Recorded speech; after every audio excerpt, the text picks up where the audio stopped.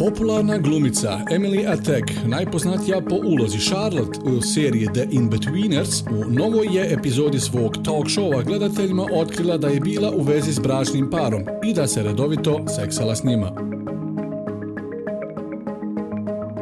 Upoznala sam tipa u pubu, flertali smo i onda mi je u jednom trenu rekao da je oženjen, ali da to nije problem jer ima otvorenu vezu sa suprugom, te da me i ona želi upoznati.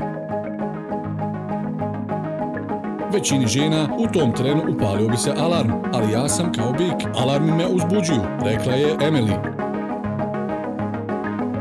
Objasnila je da se redovito viđala s njima, a svojoj porodici je sve priznala. Oni nisu bili presretni zbog njenog načina života, pogotovo njen otac, od kojeg je majka većinu informacija pokušala sakriti. Emily je otkrila i da je vezu odlučila prekinuti nakon što su joj partneri počeli slati poruke u kojima su joj izjavljivali ljubav. Bračni par imao je nekih problema, postalo mi je to sve prenaporno nakon nekog vremena, jer bi mi jednom pa drugo slali poruke kako se žele vidjeti sa mnom. Shvatila sam da njih dvoje uopće ne komuniciraju.